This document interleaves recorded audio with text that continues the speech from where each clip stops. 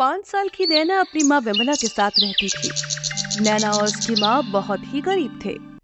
नैना की माँ दूसरों के घर में झाड़ू पोछा करती थी।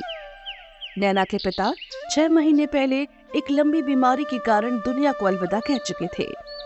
तब से नैना अपनी माँ के साथ अकेली रहा करती थी।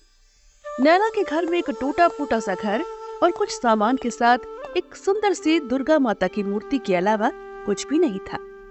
नैना और उसकी माँ विमला रोज दुर्गा माता की पूजा करते और नैना अपनी तोतली आवाज में दुर्गा माता की आरती गाती। जय अम्बे गौरी मैया जय श्यामा गौरी, तुमको निश दिन ध्यावत हरि ब्रह्मा शिवरी।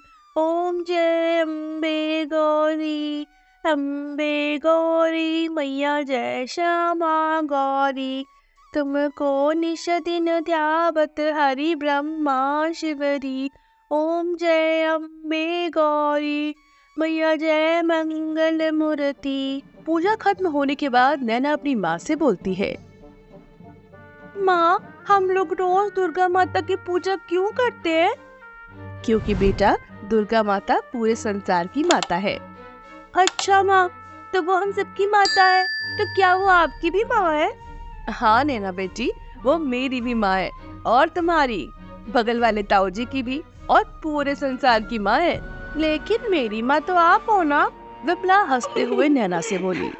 दुर्गा माता जगत जननी है, वो इस संसार में रहने वाले सभी प्राणियों की माँ है और वो हम सबकी रक्षा करती है। तो फिर तो वो हमारे साथ क्यों नहीं रहती? दुर्गा माता तो हमारे साथ ही है, बस वो हमें दिखाई नहीं देती। जिस दिन हम उन्हें अपनी भक्ति से प्रसन्न कर लेंगे उस दिन वो हमें दिखाई भी देने लगेगी। नैना बेटी अब बाकी बातें बाद में करेंगे, अभी मुझे काम पर जाना है, तो अपना ख्याल रखना और समय पर खाना खा लेना। ठीक है माँ, आप काम पर जाओ, आप मेरी फिक्र बिल्कुल मत करना, क्योंकि मेरी एक और माँ तो मेरे साथ ही है ना। विमला नैना के भोलेपन पर हंस देती है और काम पर चली जाती है। सब कुछ ऐसे ही चल रहा था। भले ही विमला और नैना बहुत गरीब थे, लेकिन वो दोनों दिल से बहुत अमीर थे। कोई भी दिन ऐसा नहीं जाता जब विमला दुर्गा माता के भोग के लिए फल लेकर न आती हो, चाहे खुद के खाने के लिए सूखी रोटी भी नसीब न हो। कई दिनों तक दोनों को भूखे पेट ही सोना पड़ता है। ऐसे में दोनों दुर्गा माता का नाम लेकर सो जाती। धीरे धीरे दिन गुजर रहे थे। एक दिन अचानक विमला की तबीयत बहुत ज्यादा खराब हो गई और वो काम पर नहीं जा सकी। उसने नैना को अपने पास बुलाकर कहा, नैना बेटी, आज मेरी तबीयत बहुत खराब है, तू दुर्गा माता की पूजा अकेले ही कर ले। कोई बात नहीं माँ, आप आराम करो, मैं दुर्गा माता की पूजा कर लूंगी। नैना अकेले ही दुर्गा माता की पूजा करने लगी और दुर्गा माता के सामने विनती करने लगी। हे दुर्गा माता, आप तो सबकी माँ हो ना, मेरी माँ की भी माँ हो, आप मेरी माँ को जल्दी ठीक कर दो ना। लेकिन नियति को कुछ और ही मंजूर था। विमला की तबीयत दिन पर दिन खराब होती चली गई और एक दिन विमला सोकर ही नहीं उठी। उस दिन नैना ने उसे बहुत जगाने की कोशिश की। माँ उठो ना माँ, देखो सूरज निकल आया है, दुर्गा माता की आरती का समय हो रहा है। माँ उठो ना माँ, उठो। लेकिन विमला तो हमेशा के लिए सो चुकी थी। जब विमला काफी देर तक नहीं उठी तब नैना डर के मारे जोर जोर से रोने लगी। उसके रोने की आवाज सुनकर आसपास के लोग वहां जमा हो गए। उन्होंने विमला का दाह संस्कार कर दिया। विमला के जाने के बाद अब नैना घर में बिल्कुल अकेली हो गई थी। उसे विमला की बहुत याद आ रही थी। घर में खाने के लिए भी कुछ नहीं था। माँ को खोने का दुख और जोरों की लगी भूख दोनों नैना को बेचैन कर रहे थे। रोते हुए नैना घर में रखी हुई दुर्गा माता की मूर्ति के पास जाकर बोली, हे दुर्गा माँ, आपने मेरी माँ को अपने पास बुला लिया, अब मेरा इस दुनिया में क्या काम, मुझे भी अपने पास बुला लो या आप मेरे पास आ जाओ, आप तो संसार की माँ हो ना। तभी नैना को अपनी माँ विमला की कही हुई बात याद आती है। दुर्गा माता तो हमारे साथ ही है, बस वो हमें दिखाई नहीं देती। जिस दिन हम उन्हें अपनी भक्ति से प्रसन्न कर लेंगे उस दिन वो हमें दिखाई भी देने लगेगी। अब मैं अपनी भक्ति से दुर्गा माता को प्रसन्न करूंगी और वो मुझे दिखाई देने लगेंगी। उस दिन के बाद से नैना दुर्गा माता की मूर्ति के सामने बैठ जाती और लगातार घंटों उनकी आरती गाने लगती। धीरे धीरे कुछ दिन बीतते गए, लेकिन नैना अपनी जगह से टस से मस नहीं हुई। वो कई दिनों से भूखी थी, लेकिन शायद दुर्गा माता को देखने की चाहत में उसकी भूख कहीं गायब हो गई थी। कई दिन बीत गए, नैना ने अन्न का एक दाना भी अपने मुंह में नहीं लिया था और लगातार दुर्गा आरती गाए जा रही थी। जय अम्बे गौरी मैया, जय श्यामा गौरी, तुमको निश दिन ध्यावत हरि ब्रह्मा शिवरी, ओम जय अम्बे गौरी। नैना की कठिन तपस्या को देखकर दुर्गा माता का दिल पसीज गया। दुर्गा माता ने मन ही मन सोचा, नैना कई दिनों से मुझे पुकार रही है, मुझे अब नैना के पास जाना ही होगा और नैना की मदद भी करनी होगी। दुर्गा माता नैना की बातें सुनकर माँ विमला का रूप धारण करके नैना के सामने प्रकट हो जाती है और नैना से कहती है, नैना बेटी आंखें खोलो। विमला की आवाज सुनकर नैना अपनी आंखें खोलती है। अपनी माँ विमला को अपने सामने देखकर नैना खुशी से उछल पड़ती है। माँ आप आ गई। आपको पता है माँ, आपके जाने के बाद मैंने दुर्गा माता की बहुत तपस्या की है। मैं कई दिनों से लगातार दुर्गा माता की पूजा कर रही हूँ माँ।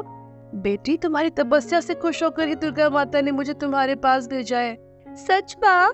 हाँ मेरी बच्ची, तूने बहुत दिनों से कुछ नहीं खाया। चल मैं तुझे खाना खिला देती हूँ। लेकिन माँ, तुम्हें पता कैसे चला कि मैं बहुत दिनों से भूखी हूँ? क्योंकि दुर्गा माँ ने मुझे सब कुछ बता दिया है। अब चल जल्दी से खाना खा ले। देख, मैं तेरे लिए हलवा पूरी लाई हूँ। दुर्गा माता अपनी शक्ति से भोजन की एक थाली प्रकट कर देती है, जिसमें हलवा, पूरी और कई तरह के पकवान थे। विमला बनी दुर्गा माता नैना को अपने हाथों से खाना खिलाने लगती है। काफी दिनों के बाद अपनी माँ को अपने पास पाकर नैना भी बहुत खुश थी। माँ, आप भी खाओ ना। नैना अपने हाथों से विमला बनी दुर्गा माता को खाना खिलाती है। नैना के हाथ से खाना खाकर दुर्गा माता मन ही मन सोचती है, नैना बेटी, तेरी भक्ति ने मुझे बहुत प्रसन्न कर दिया। जल्दी ही तेरे सारे दुख दूर हो जाएंगे, लेकिन कुछ दिन तेरे सानिध्य का आनंद मैं भी ले लूं। अब विमला बनी दुर्गा माता नैना के साथ ही रहने लगती है। दुर्गा माता रोज नैना के साथ खेलती थी, उसे खिलाती और उसकी देखभाल करती। नैना रोज दुर्गा माता की मूर्ति की पूजा करती और विमला बनी दुर्गा माता भी उसके साथ पूजा करती। नैना अपनी तोतली आवाज में जब दुर्गा आरती गाती, तब विमला बनी दुर्गा माता गदगद हो जाती। इसी तरह से दोनों के दिन हंसी खुशी से बीत रहे थे। दुर्गा माता तो जब से नैना के पास गई है, वापिस आने का नाम ही नहीं ले रही है। इस तरह से तो सारे जगत में अंधियारा छा जाएगा। माता इस संसार की बाकी प्राणियों की तरफ ध्यान ही नहीं दे रही हैं। अब मुझे ही कुछ करना होगा।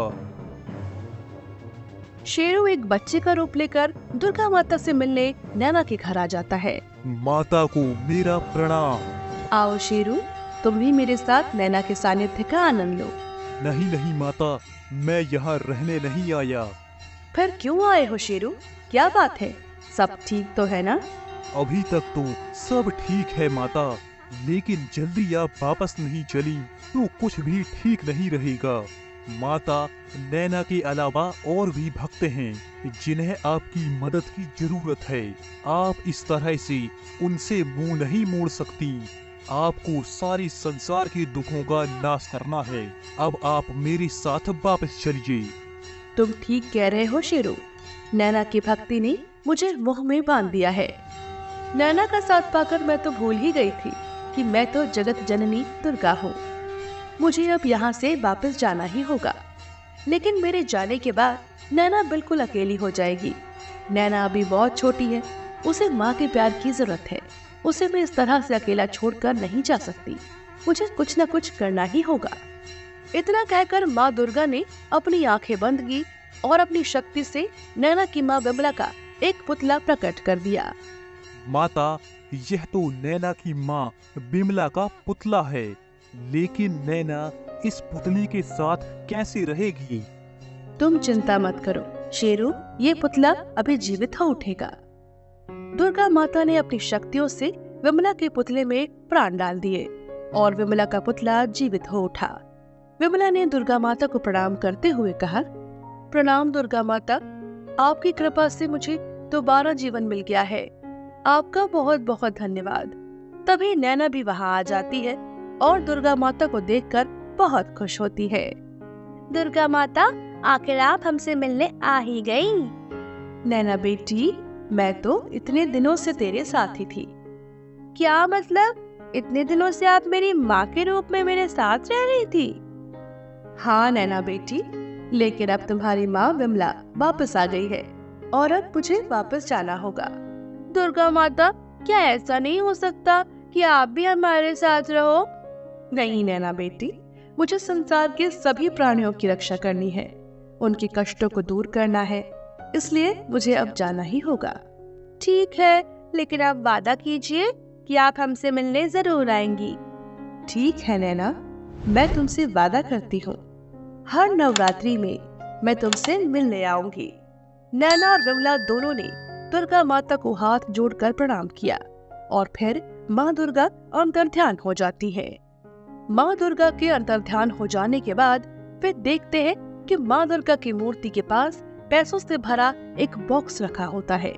माँ देखो, माता दुर्गा हमारे लिए कितना सारा पैसा छोड़ कर गई है। हाँ बेटा, माँ दुर्गा से अपने भक्तों का दुख देखा नहीं जाता, इसलिए वो हमारे लिए यह सब छोड़ कर गई है। फिर विमला और नैना हंसी खुशी रहने लगते हैं। अगर आपको हमारी कहानी अच्छी लगी हो तो हमारे चैनल को सब्सक्राइब करें और कमेंट में जय माँ दुर्गा जरूर लिखें। रौनकपुरा गांव में सरिता नाम की एक औरत रहा करती है। वह माँ दुर्गा की बहुत बड़ी भक्त थी। उसका पति एक सफाई कर्मचारी था। वह रोज सुबह गांव में झाड़ू लगाता और शाम होने तक अपनी मजदूरी लेकर घर आता। ये क्या जी, आज भी इतनी कम मजदूरी लेकर आए? इतने में तो बस 2 वक्त का खाना ही नसीब हो पाएगा हमें। आपको पता है ना, नवरात्रि आने वाली है और मुझे माँ दुर्गा के लिए घर का मंदिर सजाना है। चुनरी, नारियल, फूल वगैरह, ये सब इतने कम रुपयों में कैसे आएगा भला? अरे तुम चिंता मत करो सरिता, मैं कल थोड़ा ज्यादा काम करके ज्यादा पैसे ले आऊंगा। फिर अगले दिन उसका पति जुगनू काम पर जाता है और पूरा दिन गांव-गांव सफाई करता रहता है और सफाई करते करते रात हो जाती है। रात के वक्त भी वह सफाई कर रहा होता है कि तभी एक तेज रफ्तार ट्रक आता है और उसे कुचल कर निकल जाता है और मौके पर ही उसकी मौत हो जाती है। सरिता अपने पति के अंतिम संस्कार के बाद बिल्कुल अकेली हो जाती है और उसका इकलौता बेटा भी बहुत मायूस हो जाता है। सरिता अपने बेटे का पेट पालने के लिए लोगों के घरों पर झाड़ू पोछा का काम करने लगती है, मगर वह इतनी मुश्किल हालात में भी माँ दुर्गा की पूजा करना कभी नहीं भूलती। अम्बे तू है जगदम्बे काली, जय दुर्गे खप्पर वाली, तेरे ही गुण गाए भारती, ओ मैया हम सब उतारे तेरी आरती। एक दिन जब वह झाड़ू पोछा का काम कर रही थी, तभी उसकी मालकिन उससे कहती है, अरे सुन सरिता, नवरात्रि आने वाली है, उससे पहले ही मेरे पूरे घर की साफ सफाई करना शुरू कर दो। हमारे यहाँ माता रानी का जगराता होने वाला है और उसमें तुम भी आना। सुना है तुम बहुत अच्छा भजन गाती हो। जी मालकिन जी, मैं जरूर अपने बेटे के साथ आऊंगी। मालकिन, मैं वो आपसे कह रही थी, मुझे भी अपने घर में माता रानी की पूजा करना है। अगर आप कुछ पैसे एडवांस में दे देती तो मैं पूजन का सामान ले आती। अरे हाँ हाँ, ये लो पैसे। उसकी मालकिन उसे पैसे दे देती है और वह पैसे लेकर शाम के वक्त अपने घर पर आ रही होती है। तभी उसे रास्ते में मोहल्ले का बदमाश लड़का बुल्ला मिलता है, जो उसे रास्ते में ही छेड़ने लगता है। ओ जाना, कह रहा है दिल ओ जाना, हमसे आकर मिल ओ जाना, दूर मुझसे ना जाना सरिता भाभी। अरे ओ भाभी, किधर जा रही हो? तनिक इते तो आओ जरा, मुझे कुछ पर्सनल बात करनी है। छी बुल्ला, तुझे शर्म नहीं आती गांव की औरतों को छेड़ते हुए? घर में भी ऐसी हरकतें करते हो क्या? अरे भाभी, मैं तो घर में इससे ज्यादा आतंक मचाता हूँ। और मैं तो तुम्हारे भले के लिए ही कह रहा था कि मुझसे शादी कर लो। मैं तुम्हें बहुत खुश रखूंगा। मैं मर भी गई ना तो तुमसे शादी नहीं करूंगी। चलो हटो मेरे रास्ते से, मुझे जाने दो। मेरे घर में मेरा बेटा मेरा इंतजार कर रहा होगा। मेरा नाम है बुल्ला। मैं रखता हूँ खुल्लम खुल्ला। ससुरी बड़ा उचक रही है, इसी तो मजा चखाना ही पड़ेगा। पर सरिता अपने घर आ जाती है और रात के वक्त उसका बेटा उससे कहता है, माँ माँ, मैंने देखा है कि गांव वाले मंदिर को खूब सजाया गया है। माँ चलो ना, मेला घूम कर आते हैं। अरे बेटा, वहाँ तो अभी नवरात्रि की तैयारियां चल रही है और मेला भी अभी नहीं भरा। मैं कल शाम को जल्दी घर आ जाऊंगी तो फिर हम चलते हैं मंदिर माता रानी के दर्शन के लिए। अगले दिन वह फिर से घरों का झाड़ू पोछा करने लगती है और शाम के वक्त घर आ रही होती है कि तभी उसे रास्ते में वही बदमाश बुल्ला मिल जाता है, जो उसे रास्ते में रोककर कहता है, हाँ, अरे सरिता, तुम्हें पता चला क्या कि तुम्हारे बेटे का आज खेलते खेलते एक्सीडेंट हो गया है? क्या? हे भगवान! हाँ हाँ, उसे मैं ही पास वाले अस्पताल में भर्ती करा कर आया हूँ। जल्दी चलो तुम। हे माँ, ये क्या हो गया? पहले मेरा पति और अब मेरा बेटा, ये कैसा अन्याय है माँ। चलो चलो भाभी, जल्दी चलो, मैं तुम्हें उसके पास ले चलता हूँ। फिर बुल्ला सरिता से ऐसा कहकर उसे अपने साथ जंगल की ओर ले जाता है और उन्हें चलते चलते रात काफी हो जाती है और फिर बुल्ला उससे कहता है, अरे ओ मेरी जान, ना हो परेशान। अरे सरिता भाभी, रुको तो, जरा मेरी बात तो सुनो। मैं तुमसे कब से कह रहा हूँ कि मेरे से शादी कर लो। मैं तुम्हें खूब खुश रखूंगा।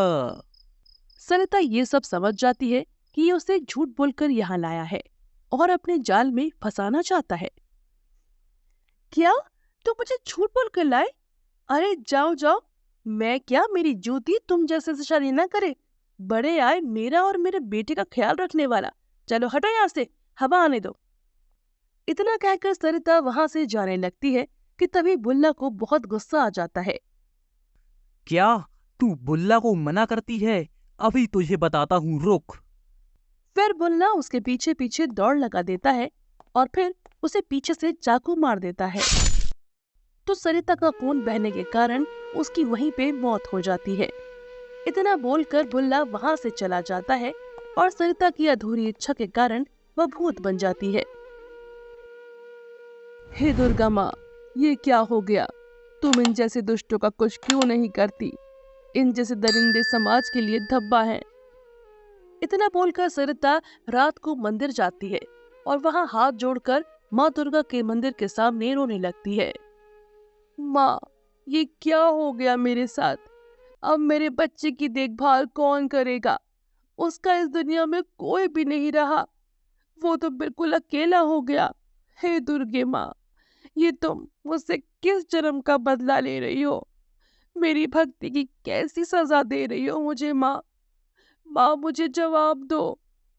आज मैं तुमसे जवाब लिए बगैर बिल्कुल नहीं जाने वाली। ऐसा कहकर वह जोर जोर से रोने लगती है कि तभी एक दिव्य रोशनी माँ दुर्गा से प्रकट होती है।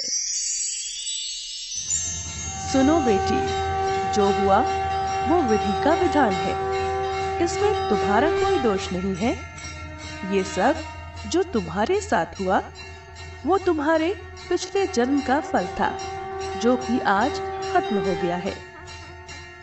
माँ, अब मेरे बच्चे का क्या होगा? तुम चिंता मत करो बेटी, मैं तुम्हें कुछ शक्तियाँ देती हूँ जिससे तुम 9 दिनों तक अपनी इच्छा अनुसार सांसारिक रूप में रह सकती हो और अपने बच्चे का ध्यान भी रख सकती हो। ऐसा कहकर माँ दुर्गा उसे शक्तियां दे देती हैं और वहां से गायब हो जाती हैं। चुड़ैल अपने शरीर को लेकर जंगल में छुपा लेती है और वहां से अपने घर चली जाती है। आने वाले 9 दिनों तक वो माँ दुर्गा की तन मन से सेवा करती है और अपने बच्चे का भी ध्यान रखती है। 9वें दिन चुड़ैल कन्या भोज करवाती है। उसकी भक्ति से प्रसन्न होकर दुर्गा माँ उसके सामने प्रकट होती है। सुनो बेटी, मैं तुम्हारी भक्ति से बहुत ही प्रसन्न हूँ और मैं तुम्हें जीवन दान देती हूँ। अब से तुम पहले की ही तरह अपने बच्चे के साथ जीवन बिता सकती हो। माँ, आपका बहुत बहुत शुक्रिया। माँ, आपसे एक विनती और थी कि समाज में बुल्ला जैसे महिषासुर बहुत हो गए हैं जो लड़कियों को छेड़ते हैं। कृपया उनका अंत आप ही कीजिए। फिर माँ दुर्गा का त्रिशूल निकल कर जाता है और बुल्ला जैसे राक्षसों का वध हो जाता है। ऐसा कहकर माँ दुर्गा अंतर्ध्यान हो जाती है और सरिता अपने बच्चे के साथ खुशी खुशी रहने लगती है।